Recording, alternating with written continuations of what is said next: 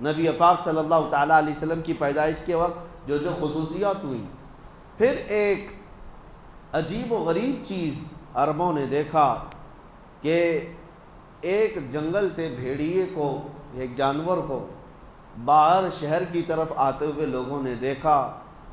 چونکہ یہ درندے جانور عام طور پر شہروں میں نہیں آتے، جنگل کے درندے جنگل میں رہتے ہیں، شہر کی طرف آیا، اور جب لوگ اس کی طرف متوجہ ہوئے تو فصیح عربی زبان میں بات کرنے لگا۔ اللہ ہے، جب رسول کریم صلی اللہ تعالیٰ علیہ وسلم کی سیرت بیان ہو، یا تم کتاب میں پڑھ رہے ہو یا کہیں سن رہے ہو، تو مکمل اپنے ہوش و حواس کو یوں حاضر رکھو جیسے کہ تم خود رسول اللہ کو دیکھ رہے ہو۔ نبی پاک صلی اللہ تعالیٰ علیہ وسلم کو دیکھنے کے تصور کے ساتھ پھر سیرت پڑھے۔ اسی لیے سیرت کے کئی گوشے ہیں۔ سیرت جو ہے کس کو کہا جاتا ہے؟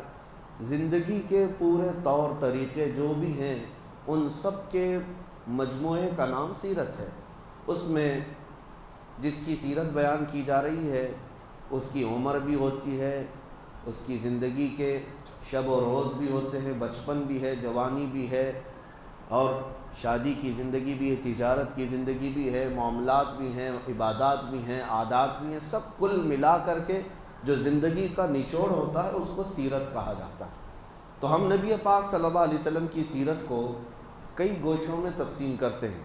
سب سے پہلے نبی پاک صلی اللہ تعالیٰ علیہ وسلم کی پیدا ہونے سے پہلے کے حالات کیا تھے یہ بھی جاننا ضروری ہے۔ کس علاقے میں آپ کی پیدائش ہوئی یہ بھی جاننا ضروری ہے۔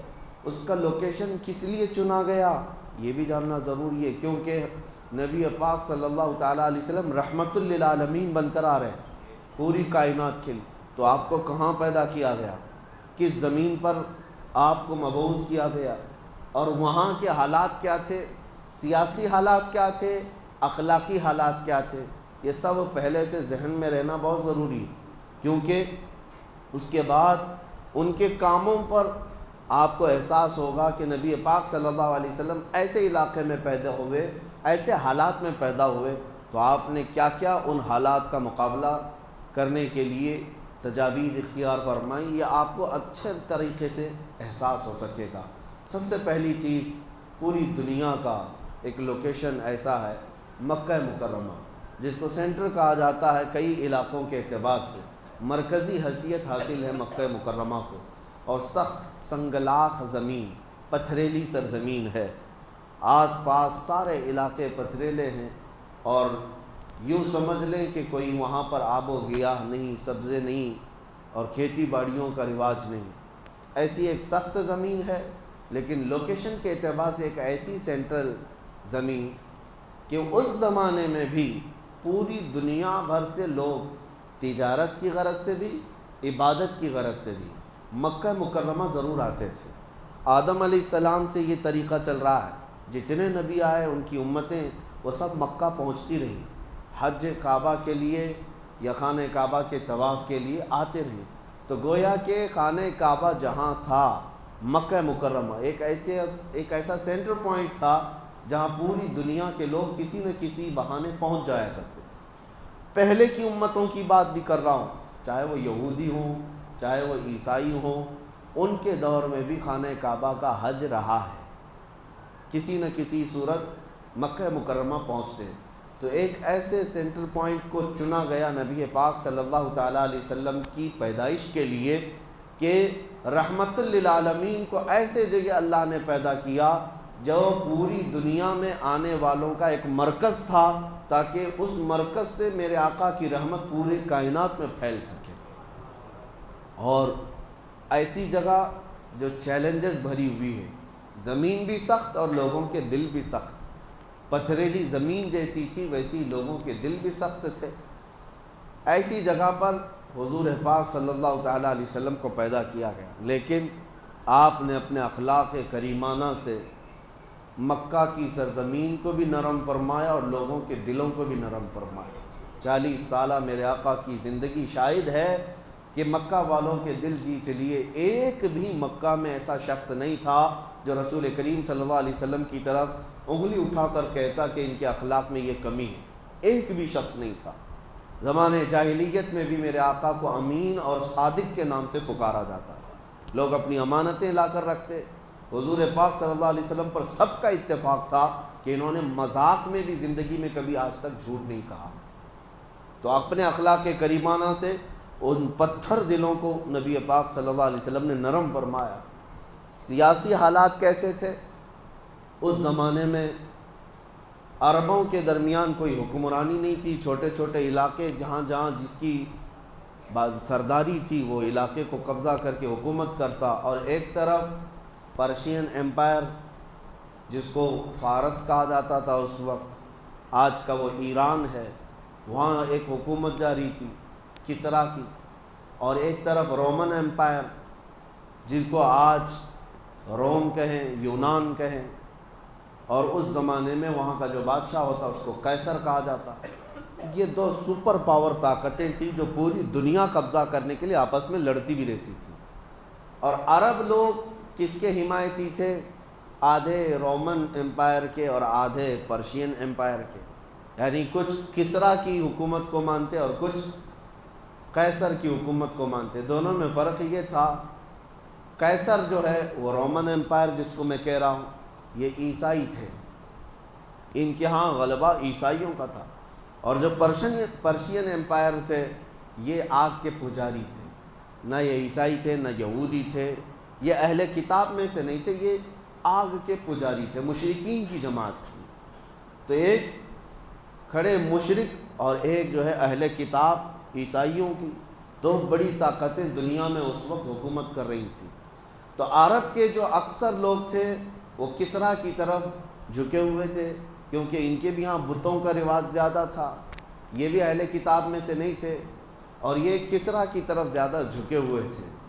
اب نبی پاک صلی اللہ تعالیٰ علیہ وسلم کی ولادت کے بعد یہ سیاسی حالات میں بتا رہا ہوں، اور بھی کئی حالات تجارت کے کیسے تھے۔ مکہ ایک سینٹر پوائنٹ تھا لوگوں کی تجارت کا بھی، اور لوگ ہر سال حج کے موسم میں ہر جگہ سے وہاں پر جمع بھی ہوتے تھے، اپنے اپنے لوگ وہاں پر پریزنٹیشن رکھا کرتے تھے، اپنی بنائی ہوئی چیزوں کو لا کر کے۔ ایام حج میں، موسم حج میں لوگ اپنے اپنے مال بھی بیچ لیتے تھے، ایک دوسرے کا تعارف بھی ہوتا تھا۔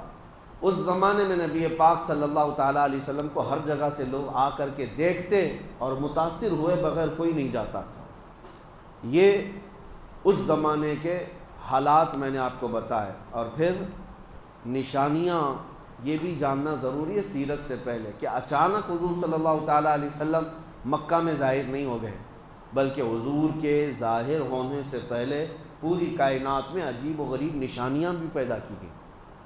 اہل عرب بھی جانتے ہیں، اور یہ تاریخ کا حصہ ہے اور یہ سیرت کا حصہ ہے کہ جس سال نبی پاک صلی اللہ علیہ وسلم کی پیدائش ہوئی، اب میں خصوصیات گنا رہا ہوں، آج پہلا دن ہے سیرت کا، اس کے بعد انشاءاللہ باضابطہ ہم سیرت کا درس کریں گے۔ آج صرف میں روشنی ڈال رہا ہوں سیرت ہے کیا۔